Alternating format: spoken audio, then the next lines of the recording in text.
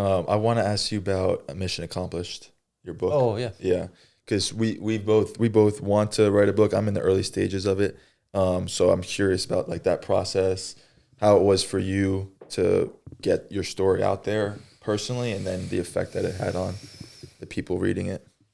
Yeah, there was a kid at this camp. He came up to me and said, "Oh, I read your book." I'm like, "Oh, that's cool." Yeah, that's really cool.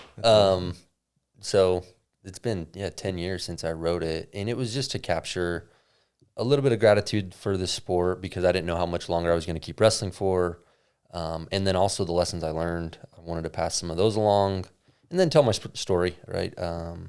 So that's kind of the purpose of the book.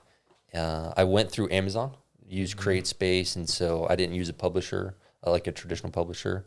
I think you'd probably have more of an outreach, but less control if you did that. Yeah. I loved writing it. It was fun to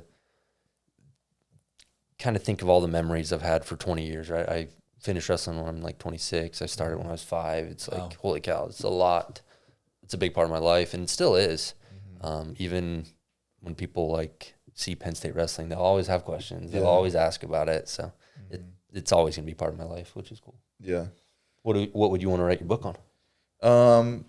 It's probably something similar. Like now that I'm kind of out of wrestling, just getting that chapter of my life out there.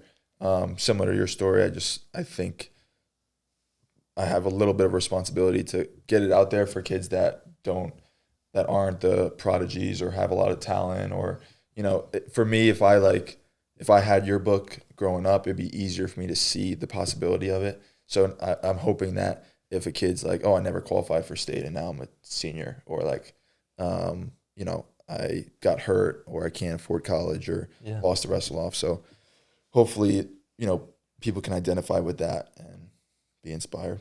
It's funny, like the challenges we go through just make it for a better story. Like the fact that you didn't go to your state tournament until your senior year. Now it's just a better story. Yeah. Now it's just cooler. Yeah, exactly. Yeah. So yeah, that'd be cool. But was it kind of therapeutic for you to get that all out there?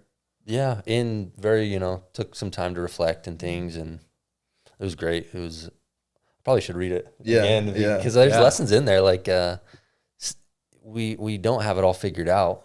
Everyone's still like working on these principles of trying to live in gratitude and things like that. So yeah, I'm probably due. That's awesome. Yeah.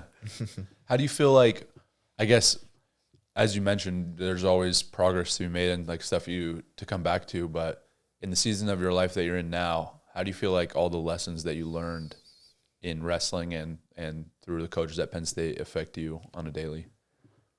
The principle through wrestling of like, just work hard and you're going to have success. I think that's true for professions, right? Right now I'm an attorney, I'm a prosecutor, and like, just work hard, you're going to have success. You show up prepared, you're going to do well. And so I was taught through wrestling, just work hard and you'll have success. And I think that's so true. Yeah. Why do you feel like, that's a very simple lesson. It's like, seems like very simple, but it's tough to execute. And why do you think people struggle with the execution part? Yeah, that I don't know. I have a drive to be good, right? Like I want to be good at my job.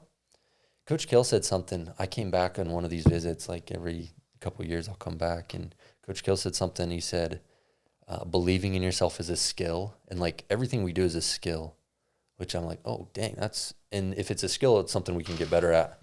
And so being a good prosecutor, being a good attorney, like it's a skill, meaning put in time, put in effort, you'll get better at it. So I don't know. Maybe it's perspective. Yeah. Like people, they don't think of things like that as I can improve on this. Yeah. It's just you have it or don't, when in reality you can get better at it. Yeah, I think that's right. And even my scrambling, I never considered myself a good scrambler. And then like I out-scrambled some of the kids that were really good. So like obviously it's a skill. Yeah. You put in time with Coach Cunningham and you get better and then you can perform. Yeah. Do you see yourself being a prosecutor for the long term? What are some of your goals with your career? That I don't know. I'm doing it right now and I absolutely love it. I'm a trial counsel for the Army. So we'll see.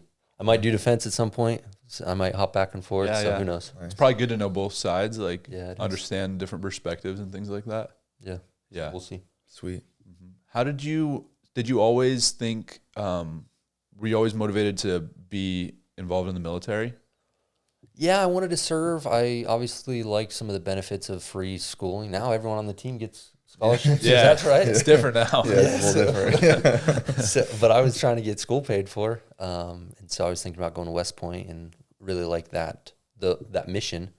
And then Coach Kale said, "Hey, come and do ROTC," and very grateful for my service. I don't know how long we'll keep doing it for. I've got a family, and moving around every couple of years it gets old. Right. But for right now, we're enjoying it. So Yeah. fun.